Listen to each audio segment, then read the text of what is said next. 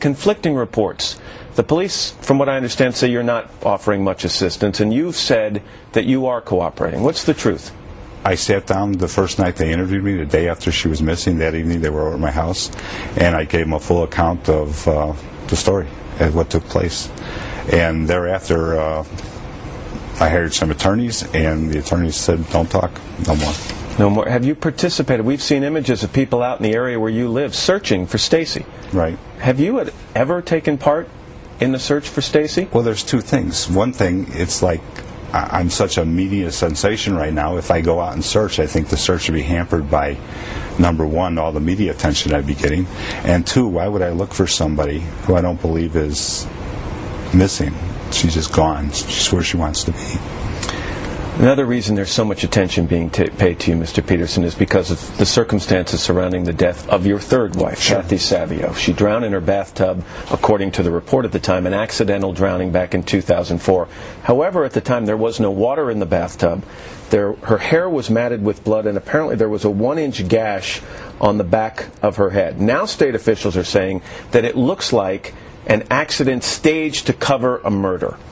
What was your impression at the time she died? Did you think it was an accident? I was one of the first people there, and I was actually the watch commander of our town at the time that it happened. And I went ahead and met with her best friend because I haven't seen her for a couple of days, which was very unlike her to not be seen or heard from.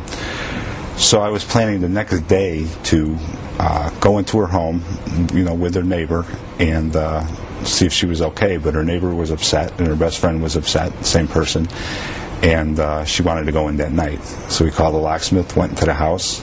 I didn't go in the house. I waited outside. Her friend, why didn't you go in the house? Kathy was always accusing me of things. Like, she didn't want me in the house ever because she was afraid I was going to steal something. You're a police officer. Right. You're the watch commander. Right. I mean, and Exactly. It's your job to investigate crimes if they've committed. That was Kathy. That was Kathy. You just wouldn't go in the house. So when I heard screaming, I went inside, and there she was, dead in the bathtub. And did it look like an accidental drowning to you at that time? I felt I don't know if she was dead or alive, so I felt her pulse, and being a policeman, I basically didn't want to touch anything or disturb anything. True or false, you ended up with $1 million payout from a life insurance policy you had on her after my children did.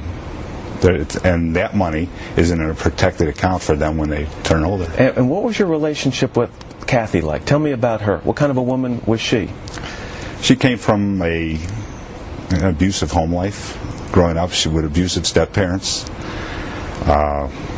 At first it was very romantic, and again after she had children, the hormones kicked in, and again an emotional roller coaster with her.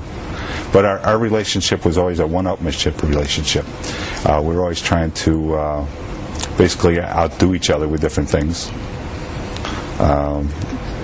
Who was smarter, who was stronger, that type of thing. So you describe both of these women, Kathy and Stacy, as having emotional problems. Yes, both of them. Both troubled.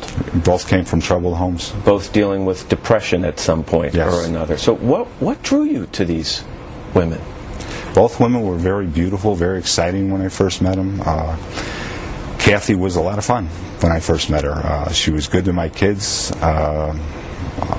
kids from a prior marriage. We went to fun places. We went out to dinner. We saw shows, and we did a lot of fun things together. And she was a lot of fun. Very beautiful woman. I have more I want to ask you in our next half hour, but let me just end this half hour and ask you to just, you're a police officer. You've probably said this to other people that you've investigated over the years. Can you look me straight in the eye and tell me that you had nothing to do with the death of your third wife, Kathy, or the disappearance of your fourth wife, Stacy? I can look right in your eye and say I had nothing to do with either of those incidences. You seem extraordinarily calm and collected. And I guess if I were under the pressure and the scrutiny you're under right now, possible indictment as early as today or tomorrow, sure, I think I'd be a little more, rattled. Basically, I'm not afraid of law enforcement. I'm afraid of the media, and I've been hounded by the media, and the media is what's causing my aggravation or me being upset with life and living today. Drew Peterson, we're going to talk to you more.